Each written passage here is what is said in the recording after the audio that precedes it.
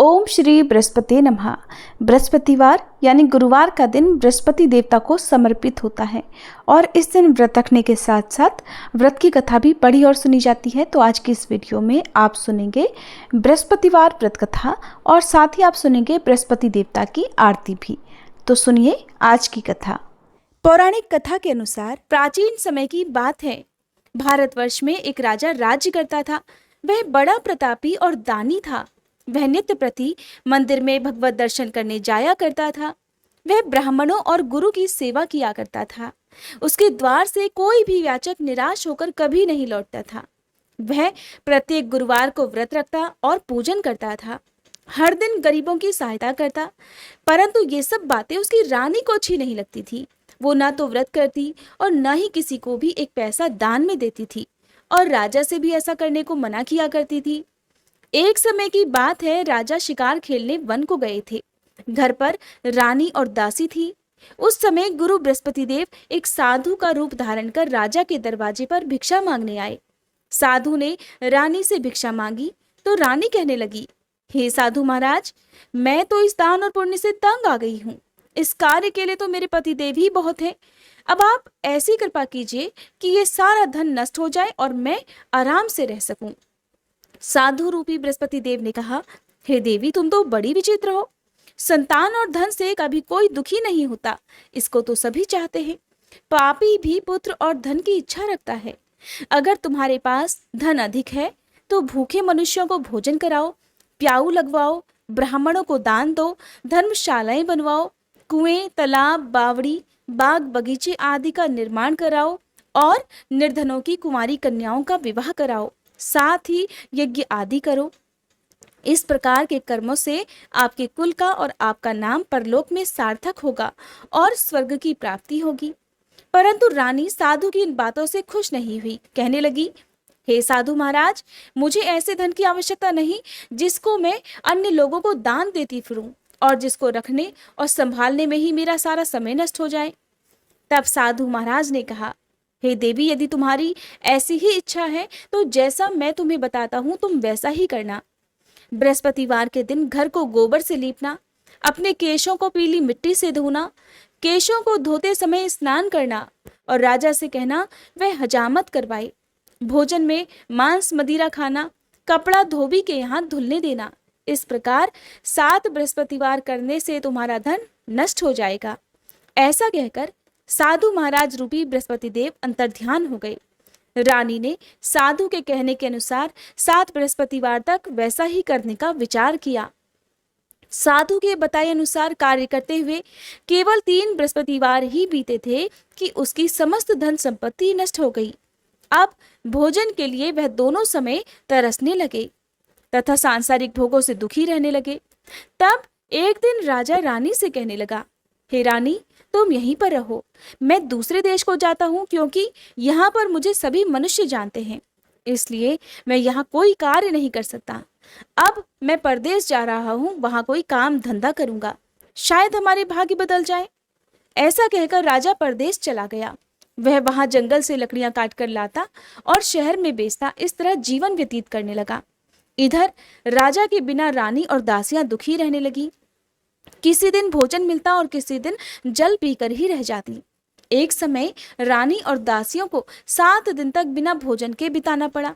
तब रानी ने अपनी दासी से कहा, हे दासी, देख, यहाँ पास के ही नगर में मेरी बहन रहती है। वो बड़ी धनवान है। तो उसके पास जा और वहां से 5 सेर बेझर मांग कर ले आ, जिससे कुछ समय के लिए गुजर हो जाएगा। दासी रानी की बहन के पास गई। रानी की बहन उस समय पूजा कर रही थी और उस दिन बृहस्पतिवार का दिन था। तब दासी ने रानी की बहन से कहा, हे रानी, मुझे आपकी बहन ने भेजा है, मुझे 5 सेर बेझर दे दो। दासी ने ये बात बहुत बार कही, परंतु रानी की बहन ने कोई उत्तर नहीं दिया, क्योंकि वह तो उस समय बृहस्पतिवार की कथा सुन रही थी। जब दासी को रानी की बहन से कोई उत्तर नहीं मिला तो वो बहुत दुखी हुई। उसे क्रोध भी आया।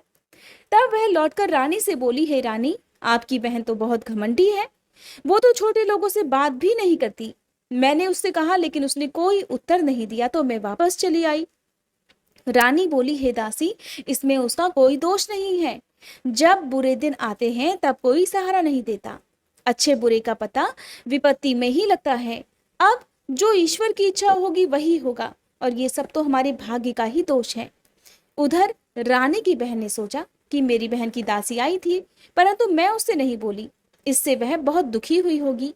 अतः कथा सुन और विष्णु भगवान का पूजन समाप्त कर वह अपनी बहन के घर आई और कहने लगी, हे बहन, मैं बृहस्पतिवार का व्रत कर रही थी, तुम्हारी दासी हमारे घर गई थी, परंतु जब तक कथा होती है तब तक हम लोग न उठते हैं और न बोलते हैं, इसीलिए मैं नहीं बोली। कहो दासी क्यों गई थी? तब रानी बोली, बहन, हमारे घर अनाज नहीं था, वैसे तुमसे कोई बात छिपी नहीं है, इस कारण मैंने दासी को तुम्हारे पास 5 सेर बेजर लेने के लिए भेजा था। रानी की बहन बोली, बहन देखो, बृहस्पति देव सभी की मनोकामनाएं पूर्ण करते हैं, देखो शायद तुम्हारे घर में अनाज रखा हो।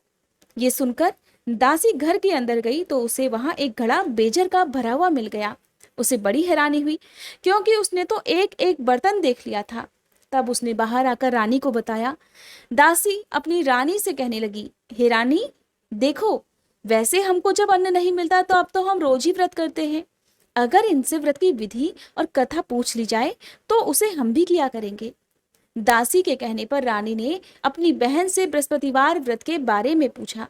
उसकी बहन ने बताया, हे रानी बहन, बृहस्पतिवार को सूर्योदय से पहले उठकर स्नान करके बृहस्पतिवार का व्रत करना चाहिए, लेकिन उस दिन सिर नहीं धोना चाहिए। बृहस्पतिवार के व्रत में चने की दाल और मुनक्का से विष्णु भगवान का केले के वृक्ष की जड़ में पूजन करे और दीप जलावे। उस दिन एक ही समय भोजन करे, भोजन पीले खाद्य पदार्थों का करे तथा कथा सुने। इस प्रकार करने से गुरु भगवान प्रसन्न होते हैं, अन्न पुत्र धन देते हैं और मनोकामनाएं भी पूर्ण करते हैं। व्रत और पूजन की विधि बताकर रानी की बहन अपने घर लौट गई। रानी और दासी दोनों ने निश्चय किया कि बृहस्पति देव भगवान का पूजन अब जरूर करेंगे। 7 दिन बाद जब बृहस्पतिवार का दिन आया तो उन्होंने व्रत रखा। गुड़साल में जाकर चना और गुड़ बीन लाई और उसकी दाल से केले की जड़ का तथा विष्णु भगवान का पूजन किया। अब भोजन पीला कहाँ से आए, दोनों बड़ी दुखी हुई, परंतु उन्होंने व्रत किया था, इस कारण बृहस्पति देव भगवान प्रसन्न थे। एक साधारण व्यक्ति के रूप में वे 2 थालों में सुंदर पीला भोजन लेकर आए और दासी को देकर बोले, हे दासी, ये भोजन तुम्हारे और रानी के लिए है, तुम दोनों करना। दासी भोजन पाकर बड़ी प्रसन्न हुई और रानी से बोली, रानी जी भोजन कर लो। रानी को भोजन आने के बारे में कुछ नहीं पता था, इसलिए वो दासी से बोली, जा तू ही भोजन कर, क्यों तू व्यर्थ में हमारी हंसी उड़ाती है। दासी बोली, रानी, एक व्यक्ति हमारे लिए भोजन देकर गया है। तो रानी कहने लगी, वो भोजन तेरे लिए ही दे गया है, तू ही भोजन कर। दासी ने कहा, नहीं रानी, वो व्यक्ति तो हम दोनों के लिए 2 थालों में भोजन देकर गया है, इसलिए मैं और आप दोनों ही साथ साथ भोजन करेंगी। तब दोनों ने गुरु बृहस्पति देव को नमस्कार कर भोजन प्रारंभ किया। उसके बाद से वे प्रत्येक बृहस्पतिवार को गुरु भगवान का व्रत और पूजन करने लगी। बृहस्पति भगवान की कृपा से उनके पास धन हो गया, परंतु रानी फिर से पहले की तरह आलस्य करने लगी। तब दासी बोली, देखो रानी, तुम पहले भी इसी तरह आलस्य करती थी, तुम्हें धन रखने में कष्ट होता था, इसी कारण सभी धन नष्ट हो गया। अब बृहस्पति देव की कृपा से धन मिला है तो तुम्हें फिर आलस्य होता है। बड़ी मुसीबतों के बाद हमने ये धन पाया है, इसलिए हमें अब दान पुण्य करना चाहिए। तुम भूखे मनुष्यों को भोजन कराओ, प्याऊ लगवाओ, ब्राह्मणों को दान दो, कुआं, तालाब, बावड़ी आदि का निर्माण कराओ, मंदिर पाठशाला बनवाकर दान दो, कुंवारी कन्याओं का विवाह करवाओ, धन को शुभ कार्यों में खर्च करो, जिससे तुम्हारे कुल का यश बढ़े और स्वर्ग प्राप्त हो तथा पितर प्रसन्न हो। दासी की बात मानकर रानी ने इसी प्रकार के कर्म करने प्रारंभ कर दिए, जिससे उनका काफी यश फैलने लगा। एक दिन रानी और दासी आपस में विचार करने लगी कि न जाने राजा किस दशा में होंगे, उनकी कोई खोज खबर नहीं है। गुरु बृहस्पति देव से उन्होंने प्रार्थना की और बृहस्पति देव ने रात्रि में राजा को स्वप्न में कहा, हे राजा उठ, तेरी रानी तुझको याद करती है, जा अब अपने देश को लौट जा। राजा प्रातःकाल उठकर जंगल से लकड़ियां काटकर लाने के लिए जंगल की ओर चल पड़ा। जंगल से गुजरते हुए वह सोचने लगा, रानी की गलती से उसे कितने दुख भोगने पड़े। राजपाट छोड़कर उसे जंगल में आकर रहना पड़ा। जंगल से लकड़ियां काटकर उन्हें बेचकर गुजारा करना पड़ा। उसी समय उस जंगल में बृहस्पति देव एक साधु का रूप धारण कर आए और राजा के पास आकर बोले, हे लकड़हारे, तुम इस सुनसान जंगल में किस चिंता में बैठे हो, मुझे बतलाओ। यह सुनकर राजा की आंखों में आंसू भर आए। वह साधु की वंदना करता हुआ बोला, हे प्रभु, आप तो सब कुछ जानने वाले हैं। इतना कहकर राजा ने साधु को अपनी संपूर्ण कथा सुना दी। महात्मा तो बड़े दयालु होते हैं। वे राजा से बोले, हे राजा, तुम्हारी पत्नी ने बृहस्पति देव के प्रति अपराध किया था, जिसके कारण तुम्हारी ये दशा हुई है। अब तुम किसी प्रकार की चिंता मत करो, भगवान तुम्हें पहले से भी अधिक धन देंगे। देखो, तुम्हारी पत्नी ने बृहस्पतिवार का व्रत करना प्रारंभ कर दिया है।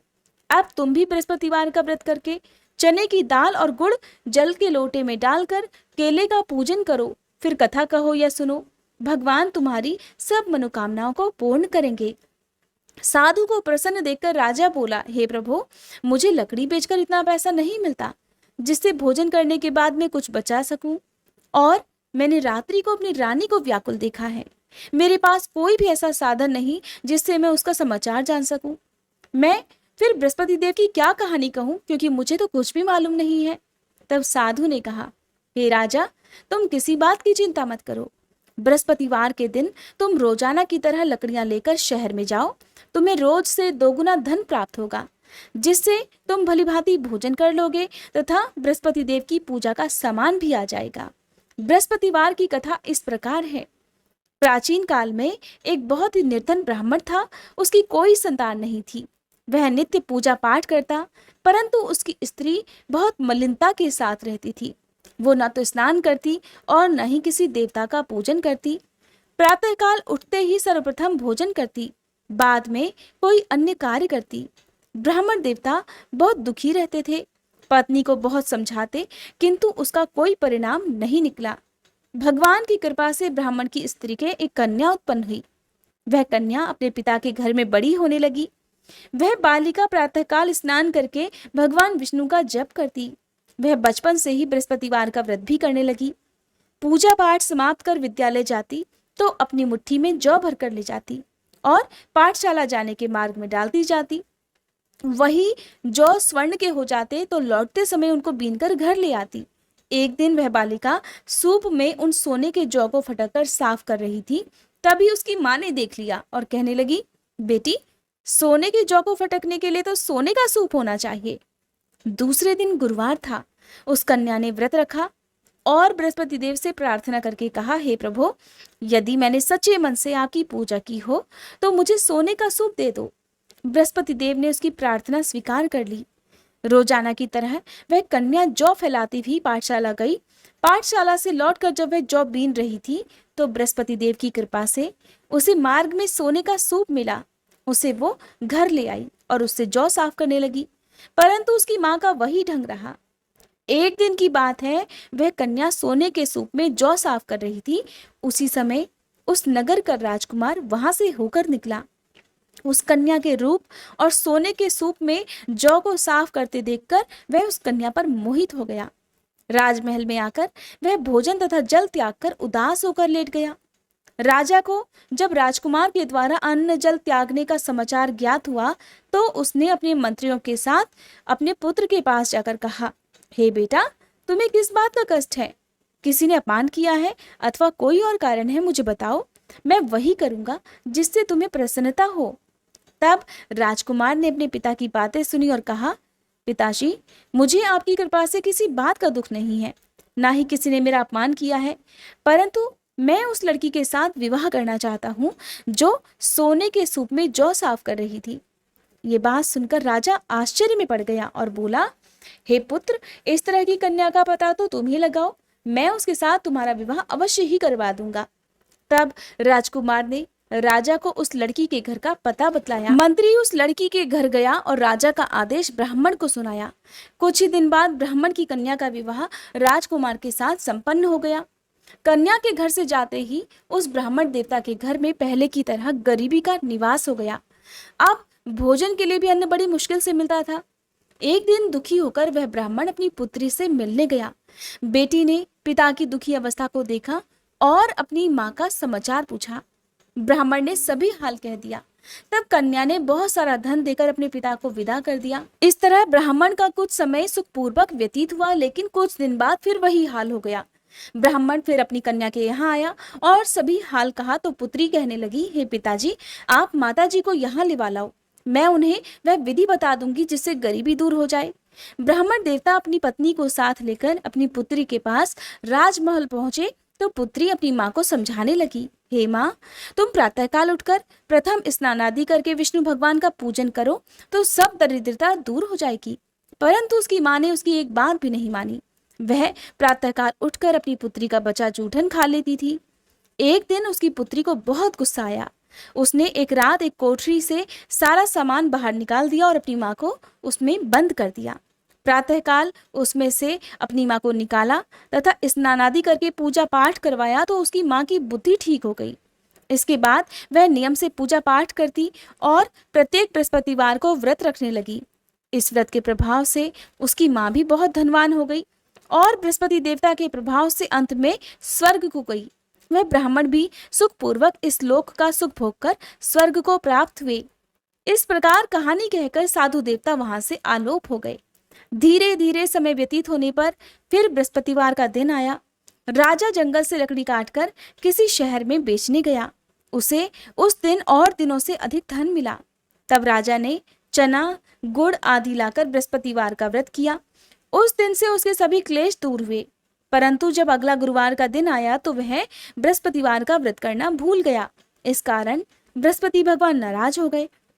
उस दिन उस नगर के राजा ने विशाल यज्ञ का आयोजन किया तथा अपने समस्त राज्य में घोषणा करवा दी कि कोई भी मनुष्य अपने घर में भोजन न बनावे, न आग जलावे। समस्त जनता मेरे यहाँ भोजन करने आए और इस आज्ञा को जो नहीं मानेगा उसको फांसी की सजा दी जाएगी। राजा की आज्ञा अनुसार राज्य के सभी लोग राजा के भोज में सम्मिलित हुए, लेकिन लकड़हारा कुछ देर से पहुंचा था, इसलिए राजा उसे अपने साथ महल में ले गए। जब राजा लकड़हारे को भोजन करा रहे थे तो रानी की दृष्टि उस खूंटी पर पड़ी जिस पर उसका हार लटका हुआ था। उसे हार खूंटी पर लटका हुआ दिखाई नहीं दिया। रानी को निश्चय हो गया कि मेरा हार इस लकड़हारे ने चुरा लिया है और उसी समय सैनिकों को बुलवाकर उसको जेल में डलवा दिया। जब लकड़हारा जेल खाने में गया तो वह दुखी होकर विचार करने लगा कि न जाने कौन से पूर्व जन्म के कर्मों से मुझे ये दुख प्राप्त हुआ है, और उसी साधु को याद करने लगा जो कि जंगल में मिला था। तत्काल बृहस्पति देव साधु के रूप में प्रकट हुए और उसकी दशा को देखकर कहने लगे, अरे मूर्ख, तूने बृहस्पति देवता की कथा नहीं की, इसी कारण तुझे ये दुख प्राप्त हुआ है। अब चिंता मत कर, बृहस्पतिवार के दिन जेल खाने के दरवाजे पर 4 पैसे पड़े मिलेंगे। उनसे तू बृहस्पति देव की पूजा करना तो तेरे सभी कष्ट दूर हो जाएंगे। अगले बृहस्पतिवार उसे जेल खाने के द्वार पर 4 पैसे मिले। राजा ने पूजा का सामान मंगवाकर कथा कही और प्रसाद बांटा। उसी रात्रि को बृहस्पति देव ने उस नगर के राजा को स्वप्न में कहा, हे राजा, तूने जिस आदमी को जेल खाने में बंद कर दिया है वह निर्दोष है, वह राजा है, उसे छोड़ देना। रानी का हार उसी खूंटी पर लटका हुआ है। अगर तू ऐसा नहीं करेगा तो मैं तेरे राज्य को नष्ट कर दूंगा। राजा प्रातःकाल उठा और खूंटी पर हार टंगा देखकर लकड़हारे को बुलाकर क्षमा मांगी तथा राजा के योग्य सुंदर वस्त्र आभूषण देकर उसे विदा कर दिया। गुरु बृहस्पति की आज्ञा अनुसार राजा अपने नगर को चल दिया। राजा जब नगर के निकट पहुंचा तो उसे बड़ा ही आश्चर्य हुआ। नगर में पहले से अधिक बाग, तालाब तथा कुएं और बहुत सी धर्मशालाएं, मंदिर आदि बने हुए थे। राजा ने पूछा, ये किसका बाग और धर्मशाला है?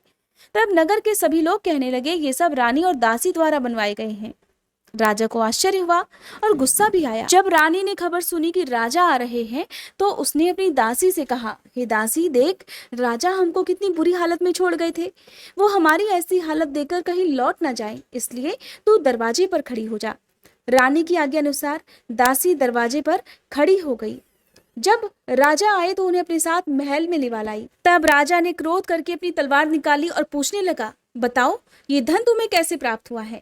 तब रानी ने बताया, हे राजा, हमें ये सब धन बृहस्पति देव के व्रत के प्रभाव से प्राप्त हुआ है। राजा ने तब निश्चय किया कि 7 रोज बाद तो सभी बृहस्पति देव का पूजन करते हैं, परंतु मैं रोजाना दिन में 3 बार कथा कहा करूंगा और रोज व्रत किया करूंगा। अब हर समय राजा के दुपट्टे में चने की दाल बंधी रहती तथा दिन में 3 बार कथा कहता। एक रोज राजा ने विचार किया कि चलो अपनी बहन के यहाँ हो आवे। इस तरह का निश्चय कर राजा घोड़े पर सवार होकर अपनी बहन के यहाँ चल दिया।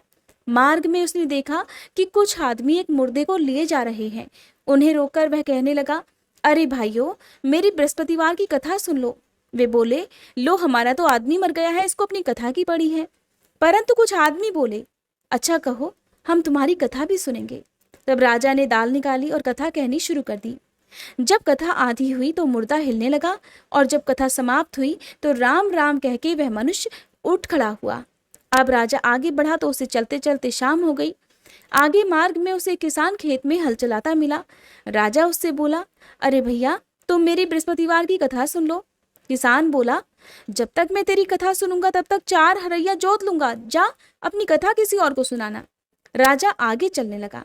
राजा के हटते ही बैल पछाड़ खाकर गिर गए और किसान के पेट में जोर से दर्द होने लगा। उसी समय किसान की माँ रोटी लेकर आई। जब उसने ये देखा तो अपने पुत्र से सब हाल पूछा और बेटे ने सभी हाल कह दिया। तब बुढ़िया दौड़ी दौड़ी उस घुड़सवार के पास गई। उससे कहने लगी, बेटा, मैं तेरी कथा सुनूंगी, तू अपनी कथा मेरे खेत पर ही चलकर कहना। तब राजा ने लौटकर बुढ़िया के खेत में जाकर कथा कही, जिसको सुनते ही बैल खड़े हो गए और किसान के पेट का दर्द भी बंद हो गया। अब राजा अपनी बहन के घर पहुंच गया। बहन ने भाई की खूब मेहमानी की। दूसरे रोज प्रातःकाल राजा जगा तो देखने लगा कि सब लोग भोजन कर रहे हैं। राजा ने अपनी बहन से जब पूछा कि ऐसा कोई मनुष्य है जिसने भोजन ना किया हो, जो मेरी बृहस्पतिवार की कथा सुन ले। तब बहन बोली, हे भैया, ये देश तो ऐसा ही है। पहले यहाँ के लोग भोजन करते हैं, बाद में अन्य कोई काम करते हैं। अगर कोई पड़ोस में हो तो देख कर आती हूँ। ऐसा कहकर बहन देखने गई, परंतु उसे कोई भी ऐसा व्यक्ति नहीं मिला जिसने भोजन ना किया हो। फिर वह एक कुम्हार के घर गई जिसका लड़का बीमार था। उसे पता चला कि उसके यहाँ 3 दिन से किसी ने भोजन नहीं किया है। रानी ने अपने भाई की कथा सुनने के लिए उस कुम्हार से कहा तो वह तैयार हो गया। राजा ने जाकर बृहस्पतिवार की कथा कही, जिसे सुनकर उसका लड़का ठीक हो गया। अब राजा की प्रशंसा चारों ओर होने लगी। एक दिन राजा ने अपनी बहन से कहा, हे बहन, अब मैं अपने घर को जाऊंगा, तुम भी तैयार हो जाओ। राजा की बहन ने अपनी सास से अपने भाई के साथ जाने की आज्ञा मांगी तो सास कहने लगी, जा, चली जा, परंतु अपने बच्चों को मत लेकर जाना, क्योंकि तेरे भाई की कोई संतान नहीं होती है। बहन ने अपने भाई से कहा, भैया, मैं तो चलूंगी, परंतु कोई बालक नहीं जाएगा। तब राजा ने कहा, जब कोई बालक ही नहीं चलेगा तब तुम भी जाकर क्या करोगी। और दुखी मन से राजा अपने नगर को लौट आया। तब राजा ने अपनी रानी से घर आकर कहा, हम निसंतान हैं, इसीलिए हमारे घर कोई आना पसंद नहीं करता। ऐसा कहकर वह बिना भोजन आदि किए शैया पर लेट गया। रानी बोली, हे प्रभु, बृहस्पति देव ने हमें सब कुछ दिया है, वो हमें संतान भी अवश्य देंगे। उसी रात बृहस्पति देव ने राजा को स्वप्न में कहा, हे राजा, उठ, सभी सोच त्याग दे, तेरी रानी गर्भवती है। राजा को यह जानकर बड़ी खुशी हुई और 9वें महीने रानी के गर्भ से एक सुंदर पुत्र पैदा हुआ। जब राजा की बहन ने ये शुभ समाचार सुना तो वो बहुत खुश हुई और बधाई लेकर अपने भाई के यहाँ आई। तभी रानी ने कहा, घोड़ा चढ़कर तो नहीं आई, गधा चढ़ी आई।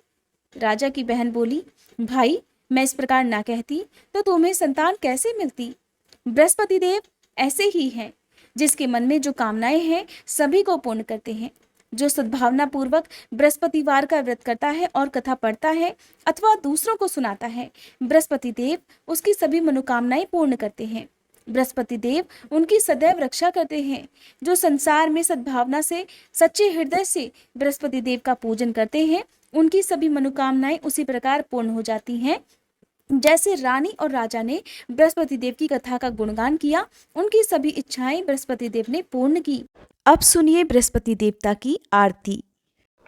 ओम जय बृहस्पति देवा, स्वामी जय बृहस्पति देवा, छिन छिन भोग लगाऊं, कदली फल मेवा।